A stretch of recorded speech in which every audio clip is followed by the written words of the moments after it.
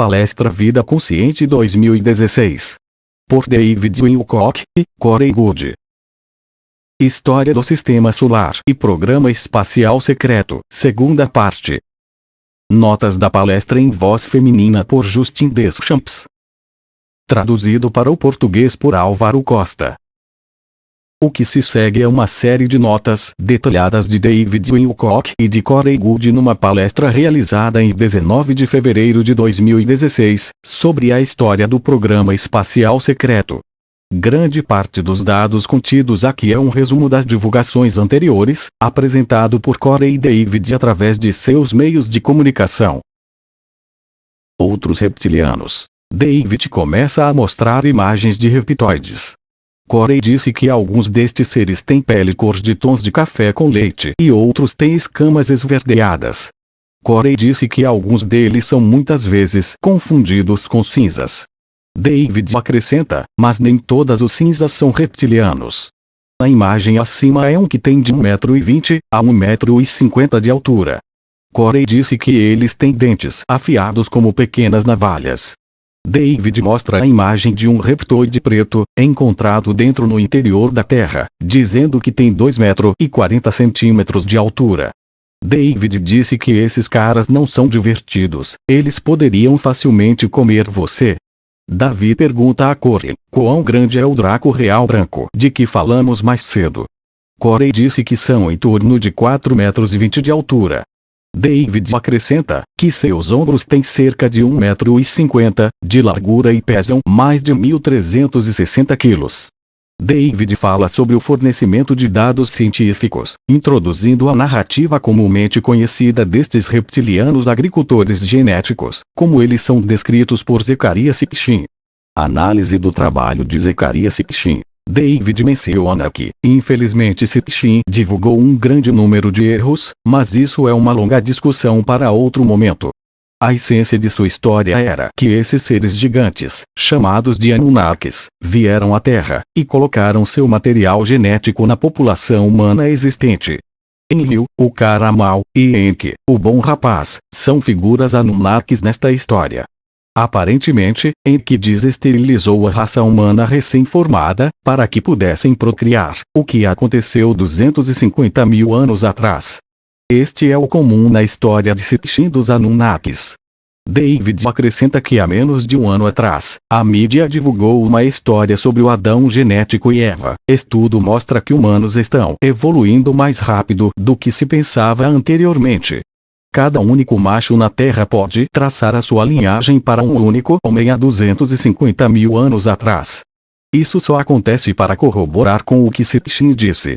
O artigo disse que o mais antigo ancestral masculino conhecido viveu ao mesmo tempo do mais antigo ancestral feminino conhecido, Eva mitocondrial.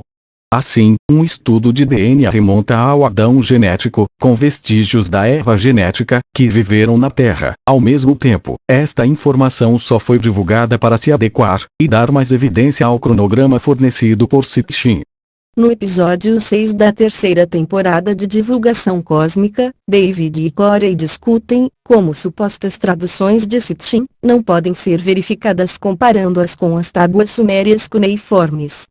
Aparentemente, Sitchin foi alimentado com uma narrativa de agentes que estavam à procura de divulgar uma parte da verdade, misturada com desinformação. David perguntou a Corey sobre o artigo que discute o Adão genética e Eva como sendo um esforço de divulgação parcial, a que Corey concordou, dizendo que esta narrativa, por um tempo, era parte da iniciativa da divulgação parcial, mas recentemente, a divulgação pegou outro ritmo.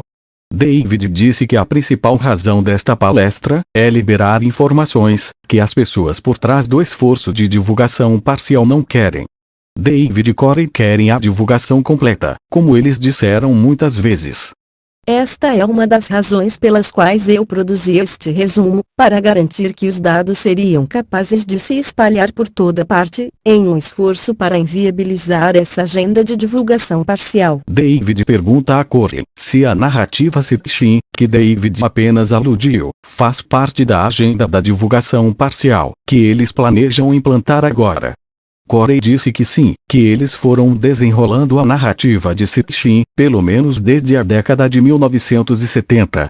David pergunta a Corey se ele acha que Sitchin foi uma parte deste plano, a que Corey disse que sim, de acordo com a informação que lhe foi fornecida.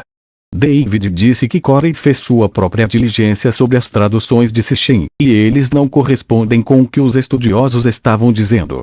Corey não está dizendo que todos os dados fornecidos por Sitchin são informações errôneas, só que algumas vieram dos mais elevados, através de uma narrativa pró-divulgação parcial. Nós, como buscadores da verdade, devemos tentar verificá-las pessoalmente. Corey disse que ele investigou as referências sumérias por conta própria, ninguém lhe disse para fazer isso. David menciona que as tabuletas cuneiformes são feitas com um estilete cilíndrico, enroladas em argila e, em seguida, decifradas usando a pedra de Rosetta, o que nos permite ler a língua sumeira até certo ponto. O Cabal criou esta narrativa, por meio de Sitchin. Tem algumas verdades, mas somente o que eles querem que as pessoas saibam. Mais uma vez, muito provavelmente, este aspecto do plano do Cabal foi para semear uma narrativa na consciência da humanidade que acabaria por se tornar aceita como fato histórico, que é uma forma de manipular a humanidade para sua agenda. O Cabal quer que pensemos que os Anunnakis criaram a humanidade, porque dentro desta história, eles são ascendentes dos primeiros seres humanos. Este é o lugar onde a ideia do direito divino de governar veio. Ele também se encaixa na agenda do transhumanista, sugerindo que a raça humana é um acidente de percurso, e que a única esperança para nossa evolução contínua é de nos fundirmos com máquinas, iniciando com a adição de chips eletrônicos em nossos corpos. Localização de refugiados na Terra e entrada dos grupos da Superfederação. David disse que essas pessoas que estavam em Marte, e em Tiamat, foram transferidas para a Terra durante este tempo, e pede a Corey para confirmar. Corey disse que sim, isso aconteceu em um tipo de programa de relocação de refugiados, por alguns dos grupos da Superfederação.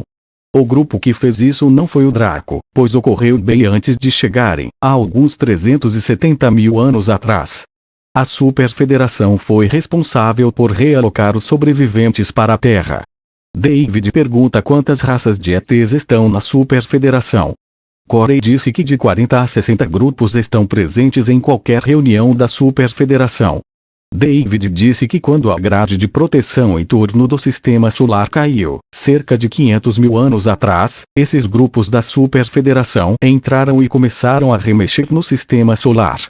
Eles também sabiam da iminente destruição de Tiamat e então, em vez de tentar interromper este processo, eles ajudaram a mover as pessoas para a Terra antes de sua destruição.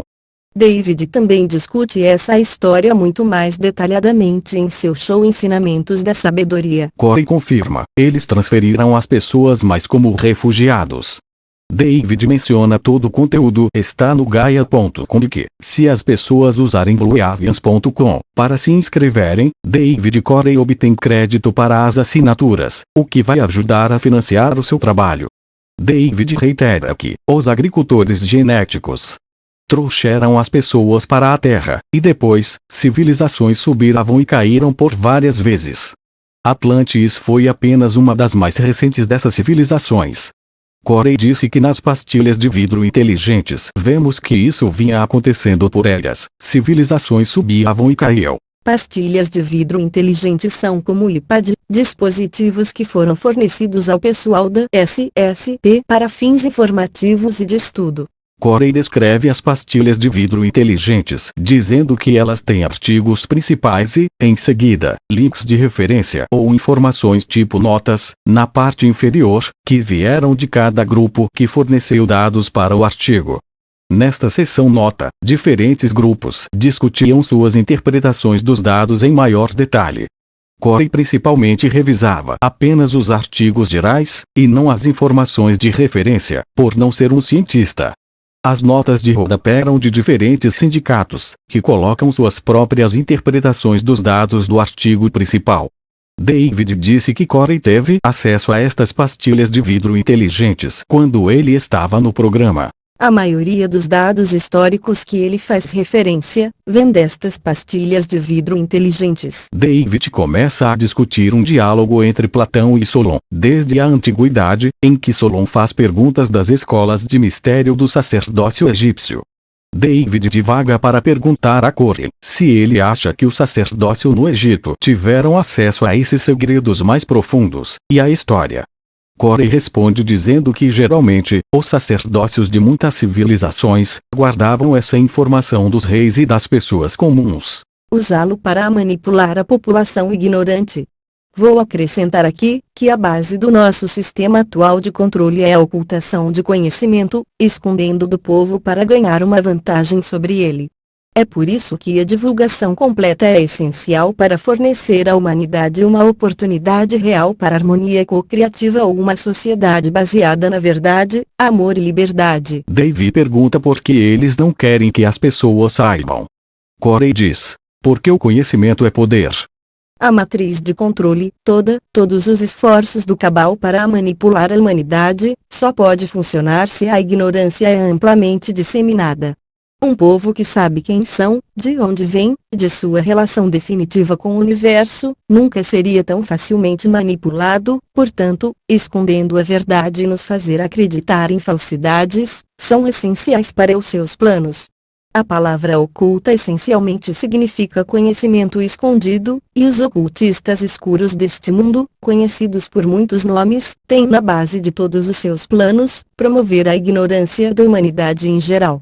Portanto, a reeducação da humanidade é essencial para restabelecer a confiança comum e restaurar a liberdade, bem como desqualificar quaisquer planos de divulgação parcial. A ascensão e queda das civilizações. David continua com a introdução do diálogo entre Solon e o sacerdócio egípcio. Aparentemente, Platão publicou o que foi dito, que o colocou em um monte de problemas. Ele não era suposto de fazer o vazamento de informações. Aqui está a citação deste diálogo que David lê. Quanto a essas genealogias que você só agora nos contaram, não são melhores que os contos de crianças em primeiro lugar. Você se lembra de um único dilúvio, mas houveram muitos anteriores. Em segundo lugar, você não sabe quem, anteriormente ha habitado a terra, a raça mais nobre dos homens que já existiu, e que você e toda a sua cidade, são descendentes de uma pequena semente ou remanescente dos que sobreviveram, e isto é desconhecido por você, porque, por muitas gerações, os sobreviventes, não deixaram nenhuma palavra escrita. David menciona Atlantis Cubana, dizendo que a jornalista Linda Moulton Howe cobria esta história quando aconteceu o infame evento de 11 de setembro em 2001. David disse que sua mente foi a mil, quando viu a manchete da BBC News Cidade Perdida encontrada debaixo de águas cubanas, abaixo do mar, a 800 metros de profundidade, encontram ruínas de uma cidade perdida.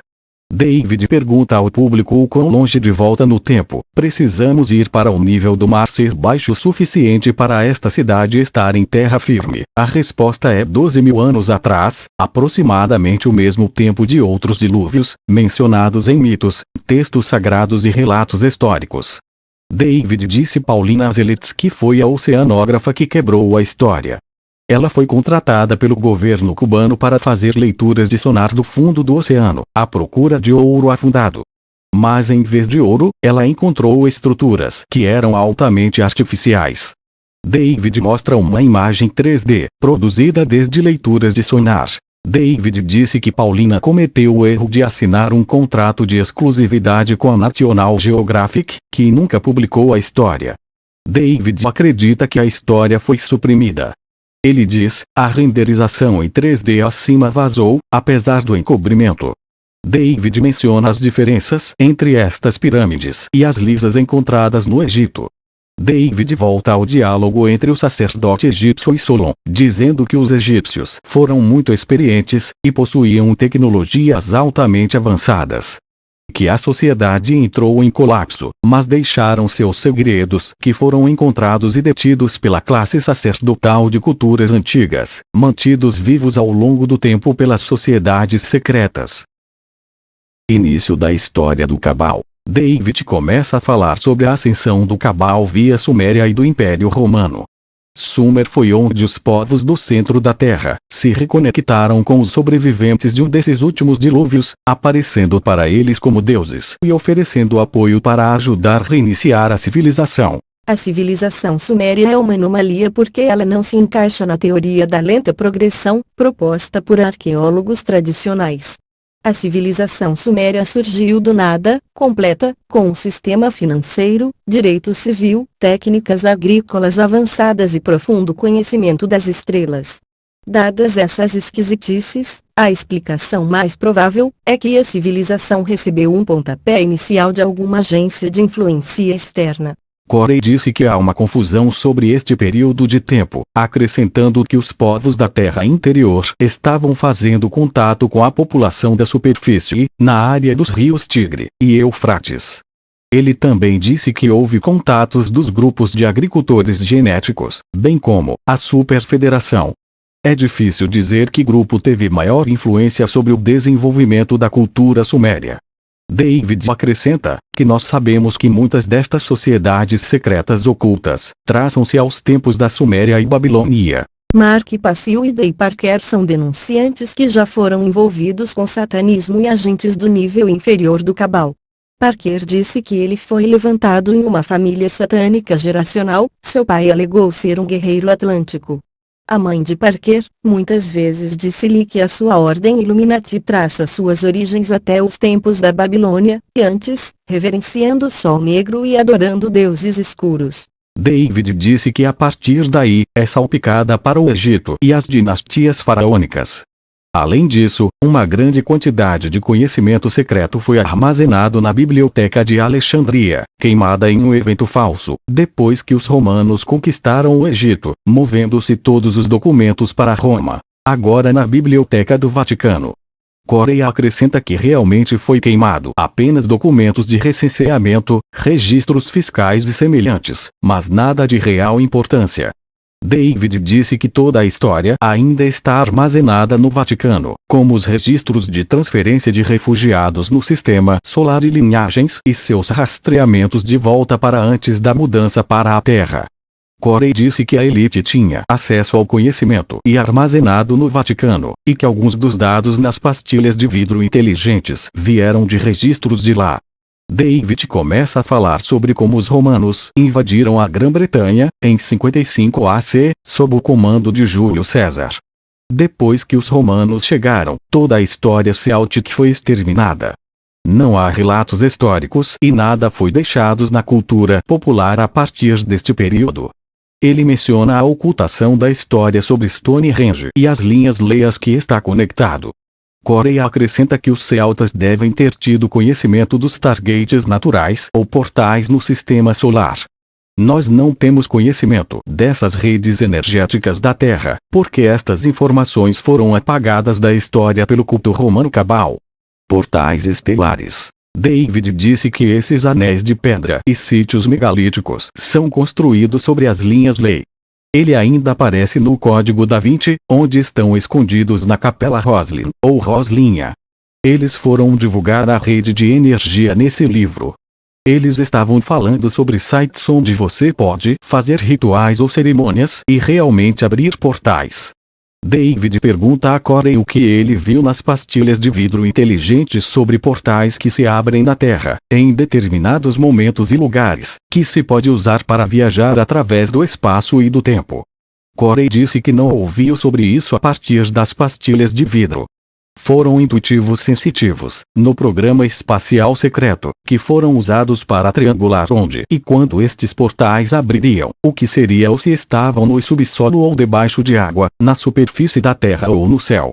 Eles pareciam abrir-se aleatoriamente no início, mas depois que comparados à mecânica celeste, perceberam que, dependendo das posições dos corpos celestes, tais como o Sol, Lua, planetas, outras estrelas, etc., estes portais abririam. David pede a Corey para contar uma história sobre padres da América do Sul durante o tempo em que os conquistadores espanhóis estavam conquistando a área.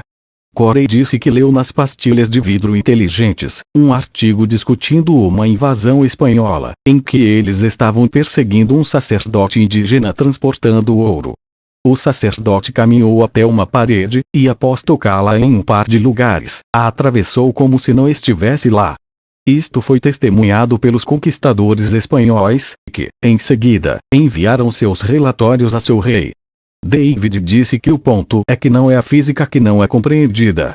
Os russos têm feito experimentos que mostram que a energia eletromagnética pode ser alterada em energia gravitacional. Dan Winter descreve a força da gravidade como a adição recursiva de ondas de carga, o que soa muito semelhante ao que David acabou de descrever. Os russos os decompõem como spin eletromagnético. É essa parcela da rotação de gravidade que os russos chamam de campos de torção, que são apenas campos que têm uma geometria vórtice auto-organizada, ou giratória. Este é o segredo para a saúde e longevidade.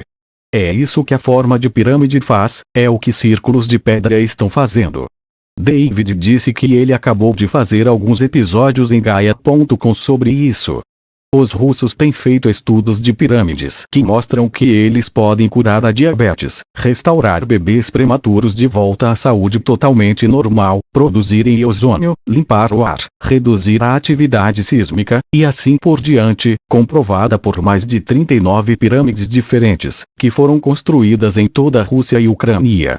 Eles só usaram fibra de vidro, PVC e concreto. Imagine o que pode ser feito com uma pedra como o granito, o qual é um oscilador de cristal.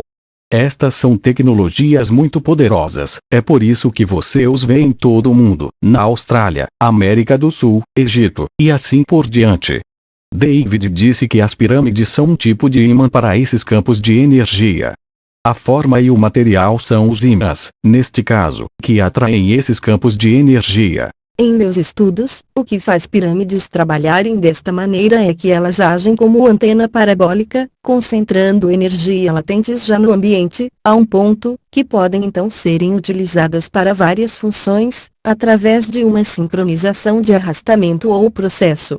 Tempo de viagem e salto na linha do tempo. David disse que existem essas bolhas de energia eletromagnética que surgem a partir do centro da Terra, formando gravidade. David menciona como esta tecnologia não é algo que a elite quer que a gente saiba, porque elas têm sido usadas por eles. Um de seus informantes disse que uma das disciplinas mentais do Cabal é chamada de viagem no tempo. Corey disse que ele ficou longe dos programas de viagem no tempo quando estava no SSP.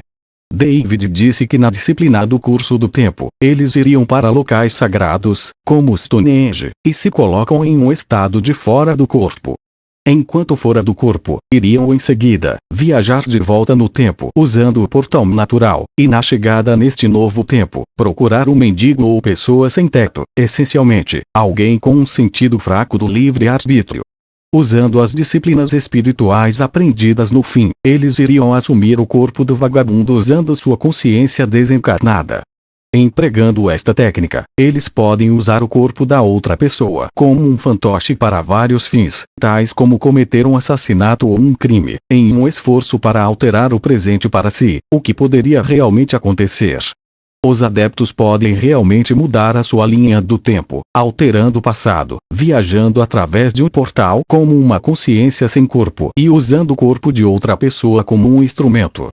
Depois disso, o único que poderia lembrar o cronograma anterior é o adepto que saiu do corpo. David faz uma comparação entre essa história e os filmes Matrix, em que os agentes podem assumir o corpo de alguém na matriz, especialmente aqueles com uma vontade livre suprimida. David também menciona o mais recente filme X-Men, Apocalipse, é tudo sobre Wolverine sendo mantido em êxtase, mostrando os outros X-Men no passado. David menciona o denunciante, Svali, que divulgou essas técnicas também. David pergunta a Corey se é possível sair do corpo e usar esses anéis de pedra para viajar de volta no tempo e alterar o presente. A série programa de TV, Outlander, é baseado neste fenômeno, anel de pedra de viagem no tempo. Corey disse que é possível, e que ao fazê-lo, alguns desses grupos estavam criando uma série de anomalias temporais, e depois tentavam voltar, para consertar as coisas, mas faziam bagunças cada vez maiores no processo. Eventualmente, um grupo de ETs os disse que o tempo, como o espaço, é elástico, e as coisas iriam se resolver se eles simplesmente parassem de mexer com o tempo. David pergunta a Corey se os membros do Cabal estavam usando esta técnica para tentar alterar o cronograma para os eventos principais da história, em seu favor. Corey disse que sim. David pergunta quantas vezes ele acha que isso aconteceu. Corey disse que não está acontecendo o tempo todo, e que eles nem sempre estavam tentando mudar os acontecimentos. Na maioria das vezes, eles estavam apenas indo para trás para observar ou fazer reconhecimento. David reitera que era para espionagem, coleta de inteligência ou antecipando movimentos antes que eles aconteçam. Você não precisa de tecnologia para fazer isso, como algumas pessoas pensam. Você só precisa de sua mente, um anel de pedra, e um vagabundo em um palheiro. Se você for bem-sucedido em alterar o tempo dessa maneira, você será o único que se lembrará dele. David pergunta a Corey sobre algumas das coisas estranhas que podem acontecer quando você salta linhas de tempo, como um caminho de pedra na frente de sua casa não estar lá depois. Corey disse que as coisas ficam muito estranhas quando você começa a mexer com o tempo. Corey menciona que um aspecto do tempo que não é bem compreendido é a consciência, que desempenha uma grande parte no tempo. Toda a humanidade, como uma consciência conjunta, quando se unindo, pode atuar como um leme para uma linha do tempo. Corey se expande por dizer que um monte de pessoas estão à espera de salvadores que vêm salvar-nos, como ETs ou entidades espirituais. Mas que todos esses seres superiores que estão assistindo estão esperando por nós para nos salvar, para superar a nossa programação negativa, basta olharmos para dentro e fazê-lo nós mesmos. David menciona que este grupo Cabal está usando a tecnologia que eles subtraíram dos celtas, indo no caminho de volta ao tempo dos romanos. Hoje, não sabemos o que aconteceu antes de os romanos invadirem as ilhas britânicas, nós não sabemos o que Stonehenge era. Para nós é um mistério. Mas este grupo sabe. E este grupo usou para tomar sistematicamente todo o mundo. A Grã-Bretanha estava lutando com países como a Espanha e Portugal durante o Renascimento e saiu por cima, apesar de todas as probabilidades.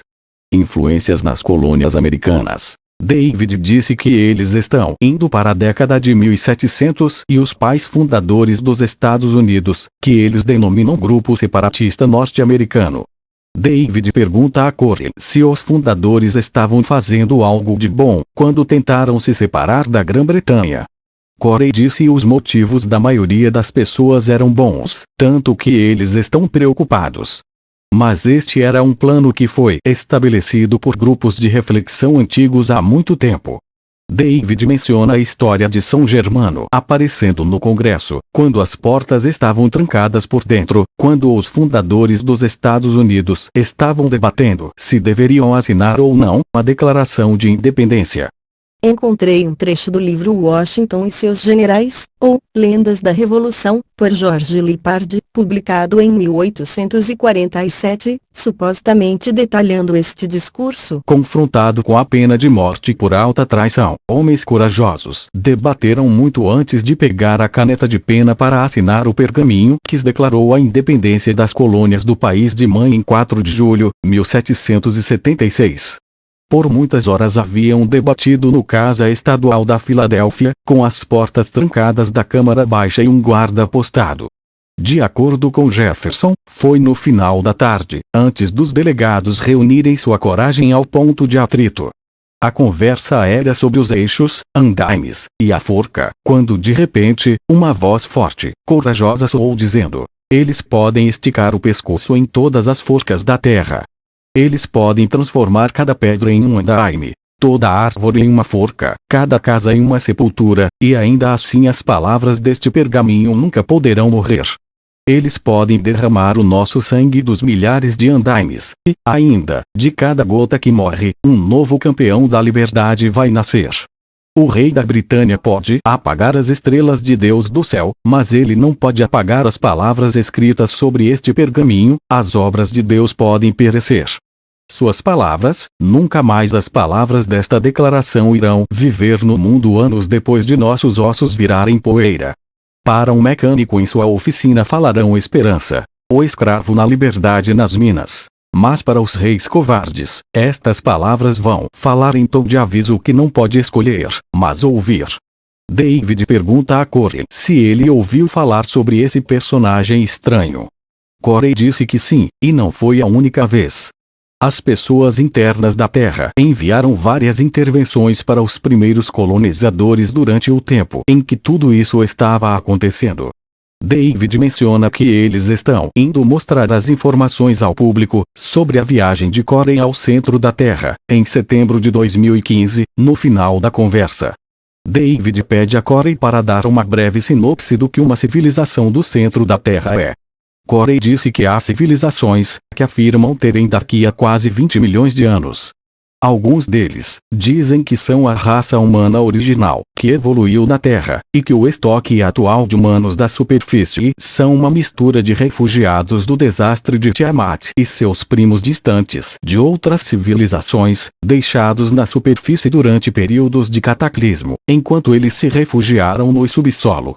David disse que esta cultura seria considerada a quarta densidade na lei do 1.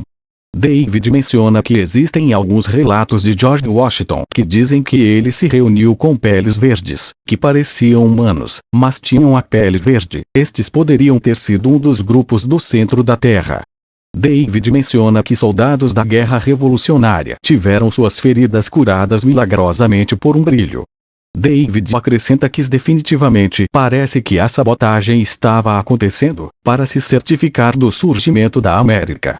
David menciona Francis Bacon também criou um documento chamado The New Atlantis, que foi um manifesto que estabeleceu a colonização da América em primeiro lugar. O moderno programa secreto espacial. David menciona um show no Gaia.com chamado Espaço Profundo, um antigo show de estilo alienígenas. Ele cobre o que foi provavelmente o primeiro programa espacial, com estas aeronaves que foram vistas sobrevoando o centro-oeste em 1800. Elas desembarcaram, e os seres humanos que desembarcaram falavam uma língua convencional. Corey disse que ouviu que eles estavam relacionados à sociedade secreta. Mais recentemente, ele ouviu que havia sociedades secretas no desenvolvimento de tecnologias antigas, na época, com o que tinha para a ciência durante esses tempos rudimentares. Em alguns casos, a tecnologia seria uma hibridação de antigravidade com potencialmente uma tecnologia de ar tipo balão. David menciona John Kelly, que no final de 1800, estava fazendo demonstrações antigravitacionais para os militares dos Estados Unidos. Ele disse que essa tecnologia não existia naquela época. David disse no início de 1900, eles aperfeiçoaram a antigravidade. David começa a cobrir como Victor Schauberger descobriu vórtices antigravidade na água, estudando a forma como a truta nada contra a corrente. Ele percebeu que o uso de geometria sagrada e a razão áurea, que a antigravidade poderia ser gerada. David diz que a forma de ovo é uma geometria ideal para se fazer vórtices na água, como fazem as trutas para nadar rio acima, aproveitando o que ocorre naturalmente, bolsos de antigravidade na água. As trutas nadam até a cachoeira e literalmente levitam. David disse que Schauberger descobriu lugares na corrente de água corrente, onde se moviam muito mais rápido e o peixe fazia uma dança louca que permitia que eles se juntassem com o vórtice lá, levitando até a cachoeira depois. David menciona rochas em forma de ovo poderiam levitar também, e quando eles chegaram ao topo da queda de água, haveria algum tipo de reação endotérmico, congelando a água, porque as coisas ficaram frias no processo. Corey menciona que, por vezes, certos tipos de embarcações de antigravidade podem ter o mesmo efeito de arrefecimento, mas não tem este efeito. David disse que a forma do ovo e o vórtice estão bem descritos nesta imagem. David disse que há um experimento que você pode fazer em casa, se você tem um certo tipo de frasco, onde você coloca um ovo submerso em água, a meio caminho para baixo do frasco, e o ovo começar a subir, é por causa desse efeito antigravidade. David disse que Schauberger, eventualmente criou um dispositivo chamado Repulsine, que lhe permitiu aproveitar a antigravidade, que o programa espacial secreto alemão usava para criar naves espaciais altamente avançadas. Corey disse que um componente do motor para uma das embarcações desenvolvidas foi o resultado do trabalho de Schauberger. Algumas das bolhas utilizadas em veículos são esses motores. Em outras palavras, o trabalho de Schauberger foi mantido oculto, sendo desenvolvido em segredo, o que levou ao desenvolvimento das naves espaciais antigravidade usados pelo programa espacial secreto alemão no início. Corey disse que a parte inferior da embarcação nazista, inicialmente tinha um motor de sino, que produzia antigravidade, daí o termo bem conhecido nave sino nazista. David continua a falar sobre o sino nazista, mostrando slide de A.R.vs desenvolvidos usando a tecnologia de Schauberger, gerido por sociedades secretas alemãs. Corey menciona que haviam várias sociedades secretas por trás do partido nazista e o usando para seus próprios fins. O grupo dissidente alemão. David disse que essas naves podiam explorar o espaço, e os alemães decidiram ir explorar o sistema solar. Mas eles encontraram outros lá, os grupos da Superfederação, que já estão aqui desde que a barreira exterior foi extinta há 500 mil anos atrás. E esses demais grupos não queriam que os alemães mexessem no sistema solar. Os alemães realmente sofreram pesadas baixas, enquanto eles estavam explorando o sistema solar e além disso, perderam muitas naves. Corey disse que eles não têm muitas naves para perder qualquer uma. David disse que os alemães decidiram se aliar aos Draco, um dos grupos se autosservindo, dos mais violentos lá fora. Corey disse que no início de 1900, os alemães estavam indo ao redor para todos os tipos de lugares antigos do mundo, tais como mosteiros no Tibete, reunindo documentos, artefatos, e interrogando sacerdotes por seus segredos.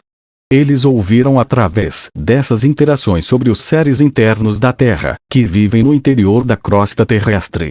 Corey acrescenta que os alemães também foram fazendo contatos através de canalizações ou da mediunidade, através de grupos como o da Sociedade Vril.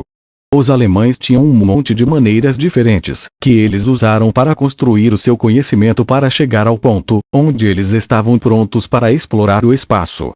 David disse que um de seus informantes disse a ele que um grande acordo foi atingido em 1939 entre o Draco e os alemães nos Himalaias. Corey disse que ele sabia de muita coisa que aconteceu no Himalaia, mas que os contatos feitos lá tinham sido com um grupo Nordic, não Draco. David introduz alguns dos novos trabalhos artísticos que Corey e sua equipe de voluntários têm desenvolvido. Corey agradece-los por todo o seu trabalho duro. Ele então disse que as imagens são uma representação dos alemães, aparecendo aos seres humanos na superfície como se fossem ETs, para reunirem informações e espionar as pessoas em geral. As imagens são representações de Marie Orsi, uma médium da Sociedade Vril, que fez contato com vários grupos, ajudando os alemães a impulsionarem seus programas espaciais secretos. Ela, supostamente, foi vista em um contato com ETs de 1950, que David e Corey discutirão mais tarde. David vê o símbolo para a Ordem do Sol Negro, que é uma das ordens ocultas mais profundas dentro do Cabal. David menciona que aparecer para as pessoas como ETs é o que as pessoas internas da Terra alegaram fazer. Corey disse que os alemães seguiram seus aliados interiores da Terra, e começaram a fazer a mesma coisa, para os seus próprios fins. David falou sobre o Billy Meyer, caso de contato com ETs e a entidade conhecida como Sinjase, um ser humano ETs, que aparentemente teve contato com ele na década de 1950.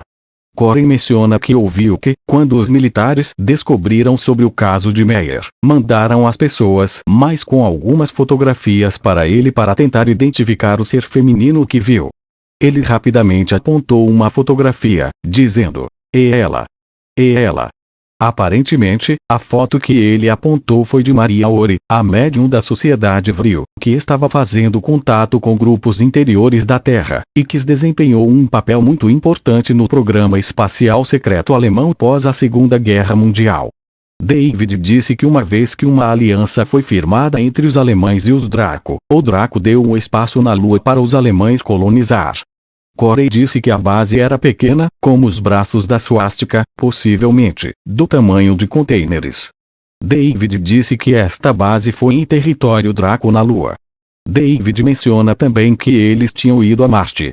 Corey disse que os alemães tentaram se estabelecer perto do equador de Marte, mas houve ocorrência de trovoadas pesadas que apagou todos os seus aparelhos eletrônicos. E essas bases foram perdidas junto com pessoas. Mas, eventualmente, perceberam que as regiões polares eram mais seguras, assim como algumas outras áreas subterrâneas. Mas alguns desses lugares já estavam ocupados por grupos ETs nativos, com quem tiveram de lutar. David menciona que os alemães precisavam do poder industrial dos Estados Unidos para continuarem seus esforços de expansão no espaço. Corey disse que os Estados Unidos estavam construindo de 7 a 10 tanques para cada um destruído pelos nazistas durante a guerra, de modo que sabiam sobre o poder industrial dos americanos e queriam usá-lo para seus próprios propósitos. Eles queriam que os americanos fizessem o que eles não conseguiram fazer no passado, construir a infraestrutura do programa secreto espacial. David disse que, embora os nazistas perderam a Segunda Guerra Mundial, eles tinham uma série de infraestrutura básica, já desenvolvidos, na Antártica, na Lua e em Marte. Eles tinham naves espaciais que poderiam deixar o nosso sistema solar, e eles tinham alianças que forneceriam apoio para sua agenda.